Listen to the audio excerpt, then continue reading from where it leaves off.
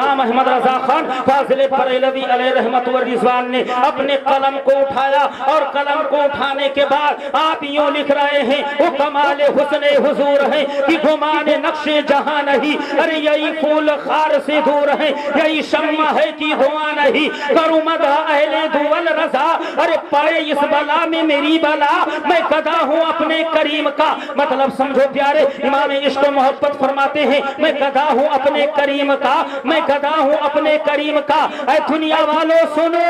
اگر تمہیں گدائی اختیار کرنی ہے تو تم دنیا دار کی گدائی مت اختیار کرو، مدینے والے مصطفیٰ کی گدائی اختیار کر لو، اللہ بھی محبوب بنا لے گا اور رسول اللہ کی بارگاہ میں مقبول ہو جائے گا۔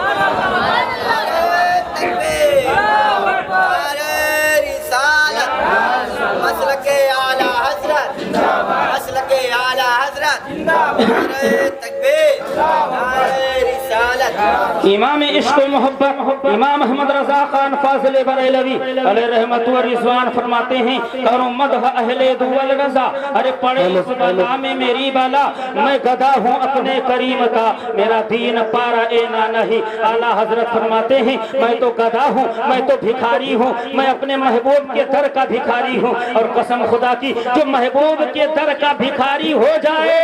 سمجھ لو جس کو مصطفیٰ کے در سے خیرات مل جائے۔ اس لیے احمد رضا خان فاضل بریلوی علیہ رحمت و رضوان نے ہم سنیوں کو یہ مزاج دیا، ہم سنیوں کو یہ ذہن دیا کہ اے مصطفیٰ کے غلاموں، اے نبی کے کلمہ پڑھنے والوں،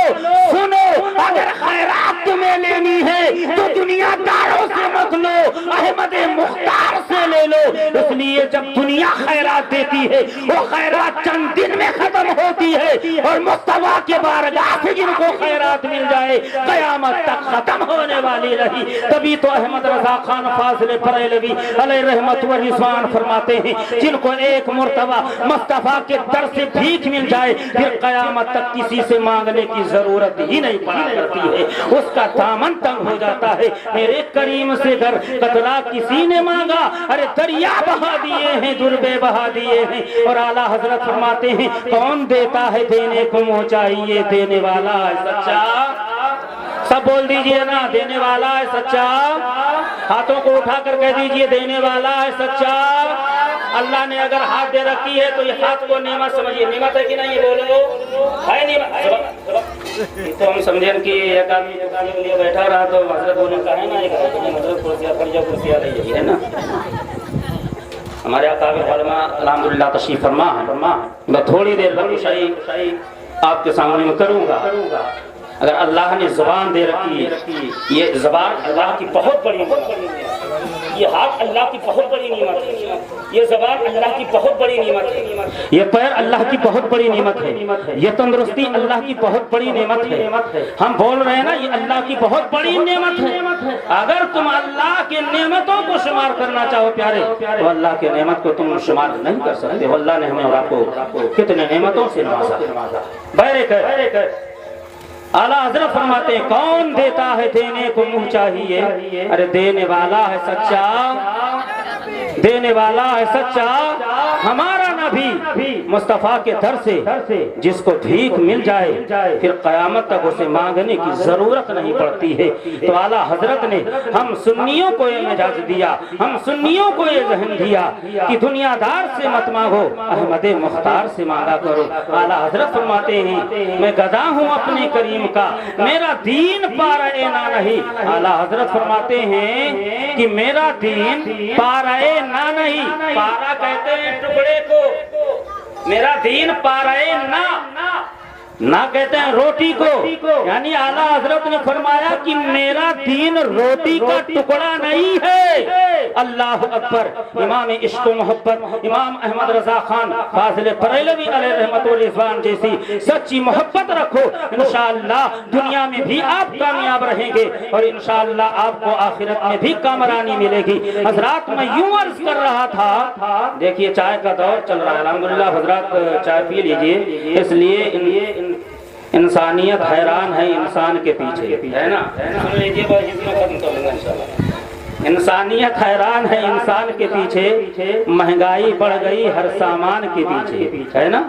دیکھ رہے ہیں آج کے دور میں مہنگائی، انسانیت حیران ہے انسان کے پیچھے، مہنگائی بڑھ گئی ہر سامان کے پیچھے، اور کس قدر ہے آج ہوٹلوں کی شان، آدمی پریشان ہے چائے اور پان کے پیچھے۔ ارے یار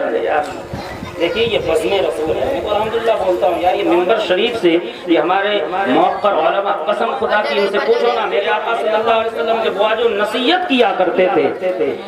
تو یوں بیان کیا گیا کہ اگر صحابہ کے سروں پر پرندے بیٹھ جایا کرتے تھے تو وہ ہلتے رہتے۔ آپ دیکھیے نا ہم کس طرح سے ہلتے ڈولتے چالتے رہتے ہیں نا، یہ ادب کی محفل ہے، یہ ادب کی محفل ہے، اور ادب کے ساتھ آپ تشریف رکھیں گے تو انشاءاللہ آپ کو بینیفٹ بھی ملے گا، آپ کو لابھ بھی ملے گا۔ کم سے کم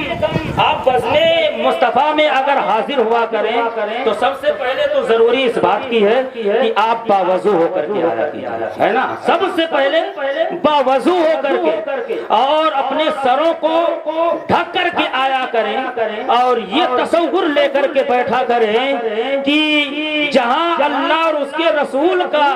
ذکر ہوتا ہے، ذکر کی محفلیں سجائی جاتی ہیں، اللہ کے رسول کی بھی جلوہ گری ہوتی ہے، اور اللہ کے مقرب فرشتے بھی حاضر ہوتے ہیں۔ یہ عقیدہ لے کر کے بیٹھو کہ ہم مصطفیٰ کو نہیں دیکھ رہے ہیں، لیکن اللہ نے اپنے حبیب کو وہ طاقت دے رکھی ہے، اللہ نے اپنے حبیب کو وہ قوت دے رکھی ہے، اللہ نے اپنے حبیب کو وہ پاور دے رکھی ہے کہ جب اللہ نے اپنے آپ کو اپنے محبوب سے نہ چھپایا تو کائنات مصطفیٰ کے نظروں سے کیسے چھپ سکتی ہے؟ تو یہ عقیدہ لے کر کے بیٹھے، یہ تصور لے کر کے بیٹھے کہ میں تو مصطفیٰ کو نہیں دیکھ رہا ہوں لیکن مدینے والے مصطفیٰ ہم غلاموں کو ملاحظہ کر رہے ہیں۔ اگر یہ عقیدہ لے کر کے آپ بیٹھیں گے تو انشاءاللہ پھر کی دنیا بدل جائے گی اور آپ کے نیکیوں میں رب کریم اضافہ ہوگا۔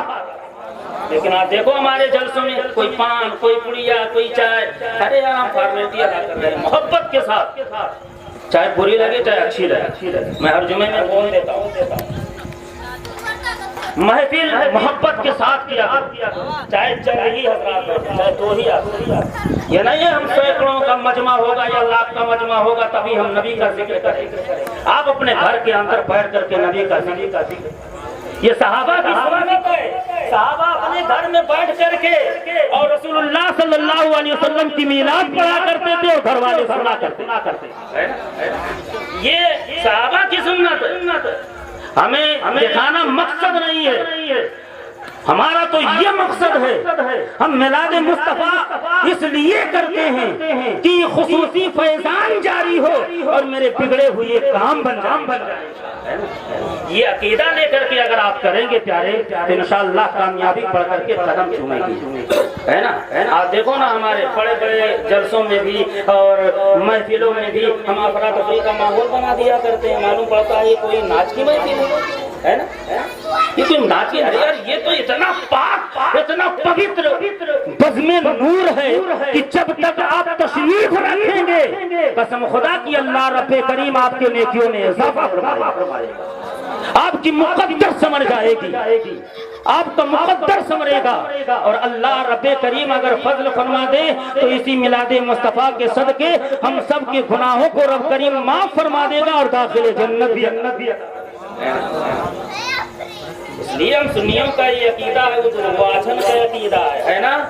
کہ اگر نبی آتے تو ہمیں دکھائی نہیں دیتے، ہے نا؟